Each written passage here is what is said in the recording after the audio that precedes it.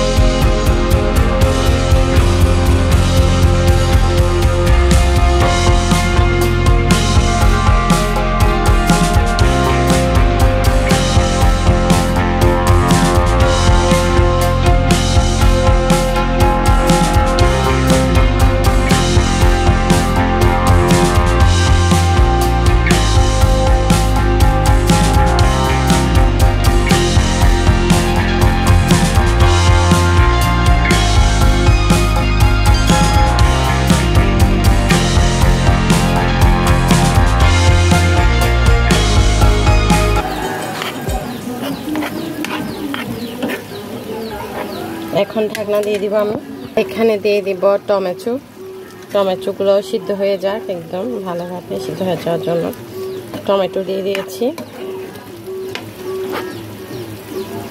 কাঁচামরিচ দিইনি, কাঁচামরিচ দিয়ে দেবো। এখন দিয়ে দেবো কাঁচামরিচ এখানে।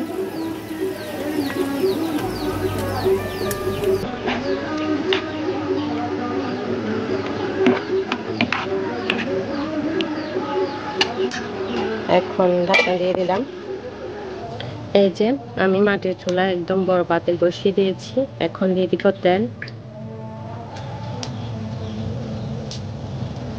তেলগুলো একটু গরম হতে থাক। এই যে আমার মাংসগুলো সিদ্ধ হয়ে গেছে, এখন ঢাকনা দিয়ে রেখে দেব। এভাবে চালগুলোকে আমি একটু ভেজে নেব। এই যে চালগুলো হয়ে এসেছে, গরম হয়ে এসেছে, আমি এখন দিয়ে দিব এই যে চাল। তেজপাতা দিয়েছি চালের, এখানে এলাচ দিয়েছি, দারুচিনি দিয়েছি। আমি এখন ঢেলে দেবো এগুলো।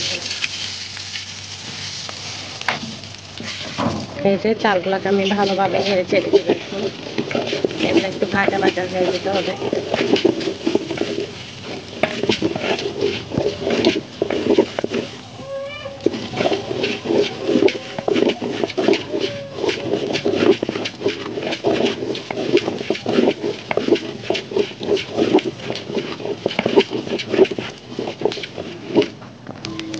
এখন দিয়ে দিব পানি, গরম পানি।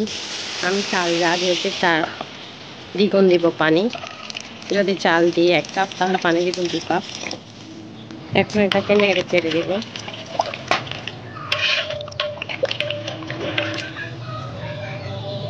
আমি এখানে 9 কাপ পানি দিচ্ছি, 1 কাপ দুধ দিচ্ছি। চাল নিয়েছি কিন্তু 5 কাপ। এখন একটু নেড়ে চেড়ে দিব মাঝখানে। এখন দিয়ে দিব পোলাও পাতা, যেন ফ্লেভারটা সব ভাতের মধ্যে হয়ে যায়, ফ্লেভার হয়ে যায়। এখন ঢাকনা দিয়ে দিব। যে ভাত প্রায় হয়ে এসেছে, আমি এখন দিয়ে দিব আলু, যেহেতু আলু একটু ভিতরে কাঁচা আছে এই জন্য এগুলো যেন হয়ে যায়। দিয়ে নেড়ে ছেড়ে দেব।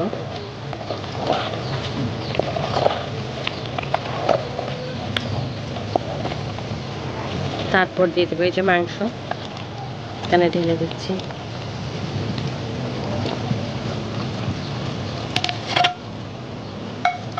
এখন এগুলাকে নেড়ে ছেড়ে দেব। একদম নিচ থেকে ভালোভাবে নেড়ে ছেড়ে দিতে হবে, যেন ভাতের সাথে মাংসগুলো মিক্স হয়ে যায়। এই যে সর্বশেষ দিয়ে দেবো ধনে পাতা। ঘি আমি এখনো দিলাম না, ধনে পাতা দিয়ে আমি নেড়ে দেবো। এখন দিয়ে দিব ঘি। দিয়ে দিলাম ঘি।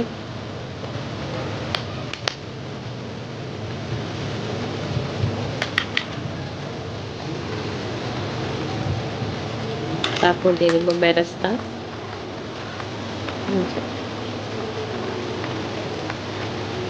এখন ঢাকনা দিয়ে দেব। এই যে আমার বিরিয়ানি হয়ে গেছে।